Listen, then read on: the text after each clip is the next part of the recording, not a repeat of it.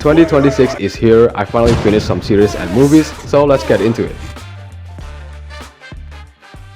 This is a Marvel series that at the time of the announcement, I wasn't very excited because it's pretty much human nature that any movies or shows coming out of Marvel has to be seen with low expectation, and when you do see it and the story being a complete with the amount of key jungling moments happening abruptly for no coherent reason to the point it causes major depression on you, so you started looking for jobs on LinkedIn.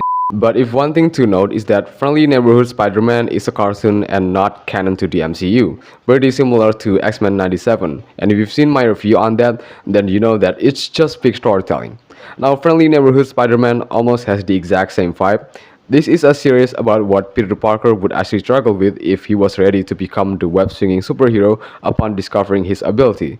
It shows a quite grounded steps Peter took from the mundane life in school, with his only goal there is to get an industry-level internship, and his vigilante job, which looks like hell with the amount of time he wasted on putting on the suit and fighting bad guys, which most of the time almost cost his own life and later on his mental state. We also get to see other superheroes and villains with very little screen time because their only purpose is to tell Peter an exposition, but nonetheless still drive the plot forward with the help of the partner characters, the people Peter spent the rest of the series with his mother figure Aunt May. Then there's Harry Osborn and Lonnie Lincoln, who are the type of homies that would get your back anytime you commit war crimes against humanity. Have the power. So I'm right. And then you have the boss for Peter Parker, Norman Osborn, who seems trustworthy at first, only to turn on his back the very last second. Again, you don't get to explore the exciting superpowered characters because this show is surprisingly very down-to-earth grounded, so most of the time it is focused on to see how normal life feels like within the world of superhero. We didn't explore Daredevil, but we do see the struggle of Peter's friends from school and how tragic it is sometimes. So if you haven't seen this series, I couldn't recommend this enough. Your Friendly Neighborhood Spider-Man deserves all the over-the-top glaze you'd think of.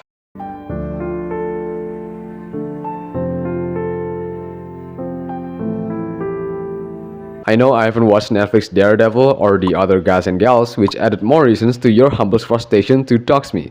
But again, I watched X-Men 97 without watching the previous installment, so I think that meets my credibility according to my butt.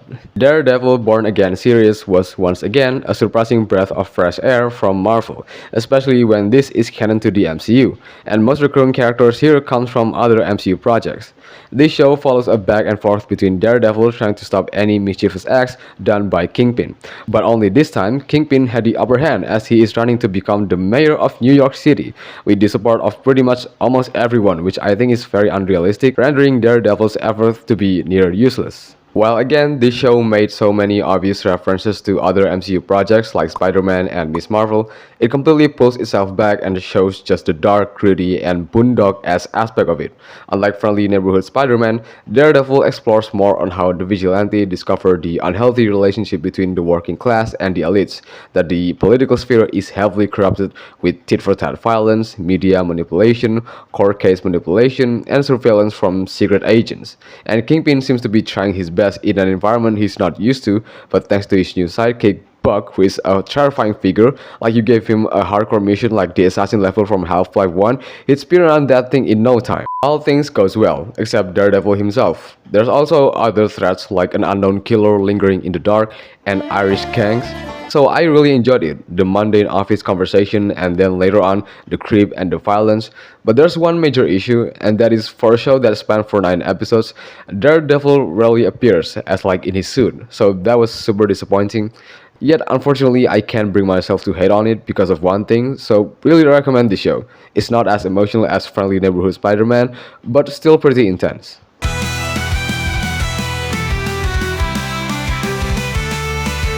Andor has gotta be the most unique Star Wars project of all time, because most recent Star Wars movies and shows just humping in on the nostalgia aspect and add very little of something new instead of trying to build a coherent story that's also separate from the main Star Wars film.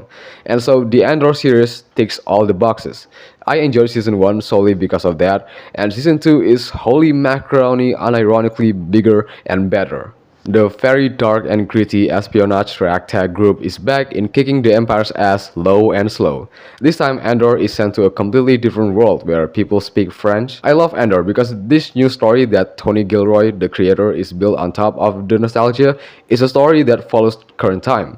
it leans heavily on politics, but instead of just seeing people talk, you get to see how the choices of politicians from their mannerism, words, votes could lead into another action, how the strings really work, and the heavy toll the character had to face even when they were trying to do the right thing, like fighting off the tyranny of the Galactic Empire.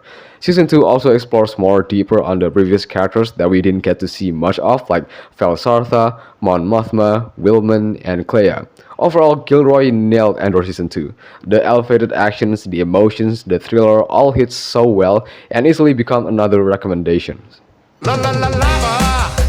Dude, I remember when the first trailer for this movie came out and there was just a massive uproar on how the movie should be a pixelated dimension with realistic texture and it's gonna flop on cinema, and I had to make like 2 videos on telling people to be like positive about it and all that. But unfortunately, I came into this movie with low expectations. Fortunately, because the bar is set so low, I ended up coming out of the theater fully checked up because it is much better than I thought. This goofy ass video game adaptation film isn't just about a group of doofus people trying to adjust themselves into the Minecraft world and fight some monsters here and there. It's more about how people in this world are bored and eager to find something beyond, something that they could visualize their imagination with. The characters are Henry, Garrett, Natalie, Dawn, and Steve. All they have in common is just that boredom in them, and upon arriving in this dream world, they quickly got dragged into a saving the world situation. But the villain turns out to be this all-powerful, strategic, sorcerer-coded warlord with different armies, each with their own unique abilities, as most of you have familiar with the game. And so this group has to use everything at their disposal to come up with something to beat up this monstrosity. Indeed, a Minecraft movie is a very feel-good and hype-up adventure movie, with the only criticism I have is there were some subplots that are just so unnecessary that it completely took me out of the film. But other than that, go watch this movie if you haven't. Dude, I freaking love Twisted Metal to death, and for a simple dumb reason. It's a show that's meant to bring excitement on the spectacle of car destruction and all.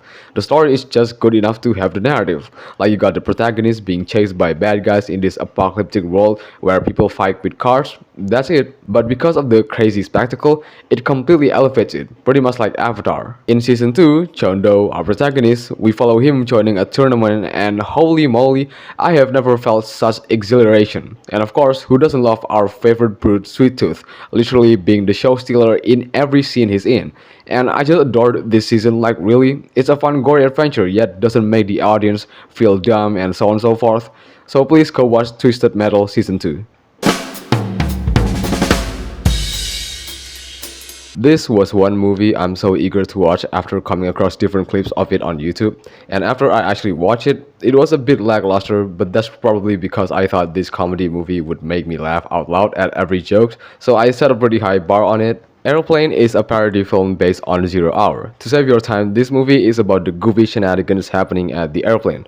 Think of it as those classic comedy shows with like weekly skits but compressed into a film, and this is what you get. And one thing I'm very much in awe is that there's an actual solid story that gets you immersed and sympathize for the characters, although it's definitely not surprising since this was again a parody of another movie.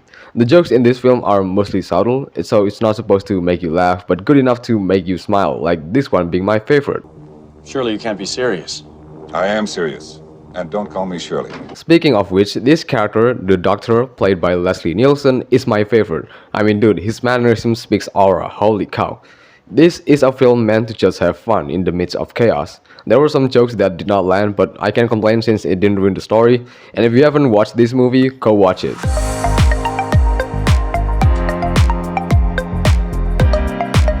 It's so sad that at this point, whenever I watch a Marvel movie, I got to have a very low expectation, and at the same time, like I said before, because the bar is set so low for Fantastic Four First Steps, I actually enjoyed the film, even though the story is not as good and grandiose as Superman.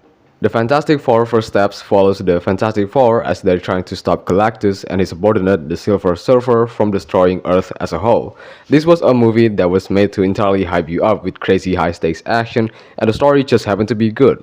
Like every character from Reed Richards to Ben Grimm, they all have the likable charm, the flaws, and how they overcome it. And I love how the film also includes like the usual fictional politics but simplified and condensed into this film and only used as a backdrop for the story. But it helps so much for the world building. Like I'm really immersed myself into this world. And that on top of the noir futuristic style as well. Problem-wise, the story was so short, and so it's quite a bummer that I didn't get to see much action from the Fantastic Four doing their usual tricks. I'm not saying that their fight appearance was cut short, but it definitely needs more. Overall, the positive messaging was sweet, and so this was an easy recommendation.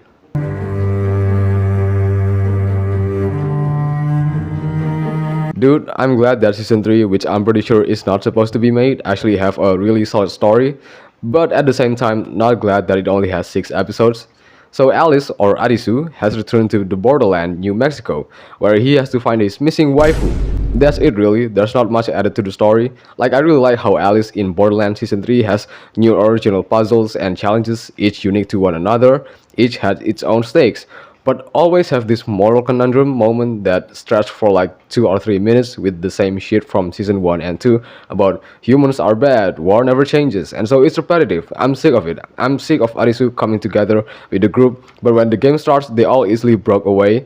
I mean, I like the finale. Like, if you didn't know, the finale is insane, and it's unlike anything you've seen before. But to spoil a little, Ken Watanabe appears at the end. You know, the guy who said, let them fight. So there's that. Oh, and apparently they tease another series took place in the Land of the Free. If you like to watch season 3, then sure, I'm not denying you're right, but it's nothing special. The stakes are less than season 2, and it's very narrow, it's very small. Squid Game had a much powerful conclusion in my opinion.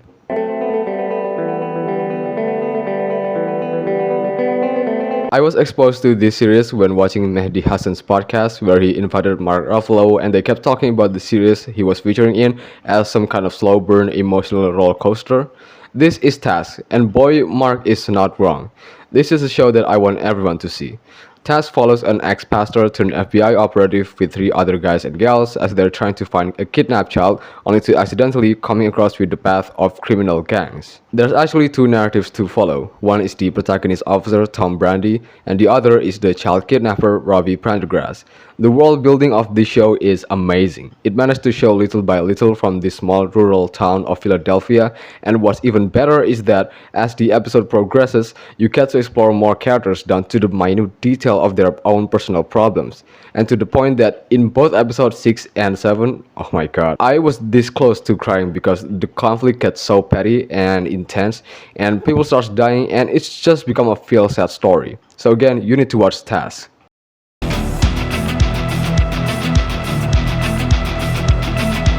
Man, is it okay to enjoy an anime once more? For real, Kachiakuta ended up becoming my most enjoyable series in 2025. And why and how, we might ask? So this anime took place in a fictional world where Earth is consisted of 2 areas. The sphere is the floating island housing the elite dystopian society where rich and poor people live side by side. The society of the sphere, or better known as the spheroid, would collect people's trash and dump it onto the ground. This creates a massive toxic landfill on the face of the Earth known as the No Man's Land, where people there are so downtrodden that they can't even make a scratch. Our protagonist Rudo is a teenage spheroid who got unlawfully executed by the government by getting thrown away off of the sphere, but only to survive, and then he ended up making some friends in the No Man's Land and actually worked for them to eliminate what's known as the trash piece.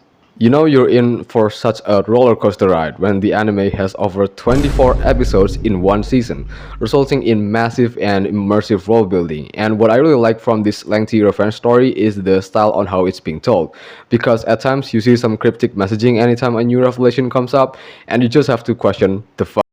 The friends Rudo made along the way looks like they're trying to hold it all together while trying to guide him on how to live here. The villains are so mysterious, and that's the best thing about them. You don't get to see much because the world is meant to be seen mostly from Rudo's point of view, as he's trying to figure out what went wrong in No Man's Land, and if there's anything about both the sphere and No Man's Land that he didn't know about. And bro, there were some bits and pieces here and there that genuinely made my jaw drop later on the episodes. Of course, this wouldn't be a good series without a major flaw, and that is the first 3 or 4 episodes is filled with just some of the most insufferable unfunny gags, like this one where the No Man's Land character Zanka has phobia of poop, and so if he gets poop on his uniform, he gets disgusted and weak and couldn't fight but run away. Is there an explanation to the joke? Nope, not at all. And this got stretched for like almost 5 minutes. I ended up dropping the show once and for all because of that, and only came back when the content creator said that the anime is actually peak, and so I turned off my critical thinking and believed him right away. Look, Kachiakuta is a really good anime with amazing world building and character development, but of course, since this is an anime, sometimes the jokes got overblown and ended up not being funny. But I still like this series nonetheless. So I ended up watching the Furry Fantasy because I got no choice on which film I want to watch at the time, so I ended up with this. I swear that was the only reason. The Bad Guys is an animated children movie with a very simple premise. A group of bad guys comprised of objectively evil animals realize that they can be good. The world building in this movie isn't that deep since it's just humans and animals living side by side, but I love how even with the simplicity, it managed to bring some of the most over exaggerated concept and make a really good story out of it. While the central theme of this movie is about heist, things obviously gets crazy near the climax. But the one thing that tops it all is that I love the art style for this movie, like the mixture of 3D environment and 2D effects is done beautifully. The crazy action also elevates the film, even though again, the central theme of the film is about the heist and espionage and so on and so forth, and the dialogue and the messaging actually hits hard instead of coming as cheesy or anticlimactic. So if you haven't watched The Bad Guys, then go ahead.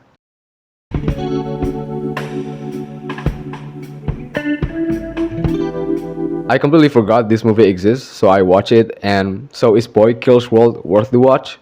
This is an R-rated comedy action film starring Bill Skarsgård and your boy Yayan Ruhian. It tells the story of a deaf and mute person with a manly inner voice being raised by his mentor, the shaman, planning to taking down the dictator Hilda van der Kooi along with his friends. From the premise and the first glance of this film, you might think that this movie have the same vibe as The Suicide Squad, as in the story begin as a low-budget action that slowly turns into a high-budget masterpiece later on down the line. But unfortunately, while the story is good, it's being held back by its very low budget. A lot of the times where you get to see the dystopian world, it gets cut short, and judging from the story, which again is about a group of ragtag trying to take down a dictator, a ruler of a country, you think there's gonna be a big fight, but the friends our protagonist team up with is only two people, and the fight only took place in enclosed spaces, so the budget is so obvious. So it's just sad. As I said, the story is good, I feel emotionally connected to the characters, just not very deep. The comedy is funny, oh, and there's a crazy plot twist in the end. Overall, I still recommend Boy Kills World. Just a warning that the story isn't trying to be all out crazy.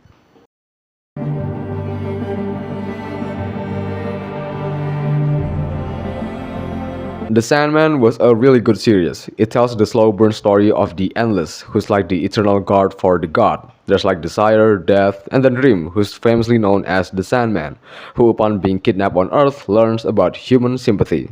Season 1 shows him trying to find his creation as a lot of them escape from the dream world and also his ornament stolen by a couple of humans, and upon meeting them, he ended up learn about human nature, their desire, and what they fear and what they deeply care for. Season 2 shows him realizing that he can have human feelings.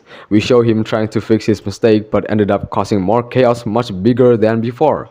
He also met his brothers and sisters as he's trying to cement his relationship with them as well.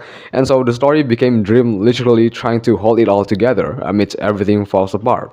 This was the most emotional, saddest season ever, because you get to see Dream at his weakest point, and that the Endless does have their shortcomings, and not everything goes according to plan.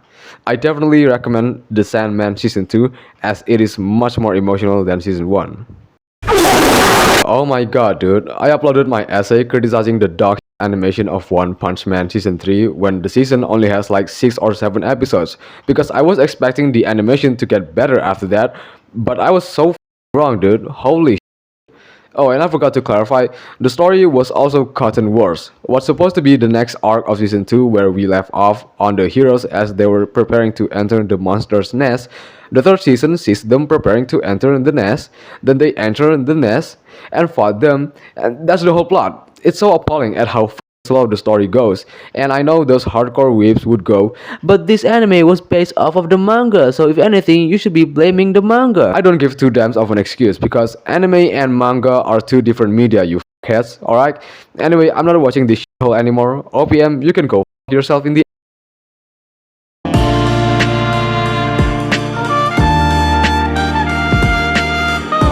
Now this is the type of anime I'd watch. Oh wait, wrong clip. Hey yo, can you pause on this? Wait, hold on. Oh shit, astaghfirullah. What I meant to say is I ended up watching Bungo Stray Dogs because a friend recommended me, and holy moly, I think this is even my favorite anime next to Kachiakuta. Anyway, this wild rat tells the story of Atsushi, a kid who can transform into a tiger. He later got recruited into this magical agency that fought criminal sorcerer, but they seem to bring themselves into trouble as they bring a kid that just happened to be a target for the so-called port mafia. And so the whole 12 episodes is a cat and mouse chase. Everything depends on the safety of Atsushi. How long can the agency had a grip on him? What makes this anime infinitely better is that it's not centered around fighting, because the agency Atsushi in also work both ways, for the social world and the normal human world, where they would solve actual criminal cases. And I love those type of episodes because it brings the very human flaws. The villains here are very scattered. One thing in common in all of them is that the big overlords doesn't play a role, and so when we learn about the villains, it's the average layman scattered everywhere and make mistakes. Even one who seems powerful at first sight, turns out he is just a raging. There were some inconsistent subplots that brings me out of the story, but I still recommend Bungo Stray Dogs. It's one of the best series I've come across yet. I haven't watched the original Running Man, and that's because I discovered it in high school, and at the time I didn't watch that much movies. So today I'll make it up for it by watching the remake in 2025. So Running Man follows Ben Richards, a broken man living in a broken family trying to make up the void, and so he joined a TV show to win some money. Enter The Running Man, where each season we follow 3 people as they get released into the world and survive for 30 days without getting killed by the hunters, who hunts them down. Oh, but there's a challenge. Every week the contestant has to record themselves clarifying that they're still alive in a tape, and they have to send that tape into a mailbox without getting hunted down. I think everyone is already familiar with the concept since this was based off of a popular novel of the same name. And I like the action of Richard trying not to get killed, and especially every time he tries to mail the tape, he always almost got himself killed, so it adds that unique intent to it. But that's as far as it goes. The world building is fine, it's more detailed than I thought, and I like the dystopian touch, including the villain who's like so chill, I just love him. It's just the execution of the main story that just feels mediocre. Like the timeline between Richard entering the game and the finale is just not trying its best. Rarely we see Richard trying to save his own butt or use everything in his disposal or use his own advantage, because most of the time it's just he made it by accident or he had a friend who actually helps him and he just stares at them trying to save him. Like that actually happened in the movie. And the cinematography as well during the action sequence is not that interesting. Like compare that to the drone shot from Boy Kills World, it's just nothing. And the soundtrack is numb, because for some reason the background music played in a very low volume, so I had to upper my laptop's volume up, and I ended up listening to Clan Powell screaming in a session that feels like a Trinity test. Overall, I still enjoyed The Running Man. I mean, Edgar Wright is still an incredible director, but this is definitely not his best work. Though again, I like it. If you want to see it, go ahead. Alright, now previously in some of my videos and shorts I'd say that I'm gonna reveal the big thing that I've been working on, and I think I even say that I'm going to announce it at the end of the year or somewhere around now. So just hold your horses guys, and I'm gonna say this. Unfortunately, I can't say what it is at the moment. I know it must have been very frustrating for you to hear this again and again and again, but here's the thing. This project entirely depends on my well-being, whether or not I have the resources to do it.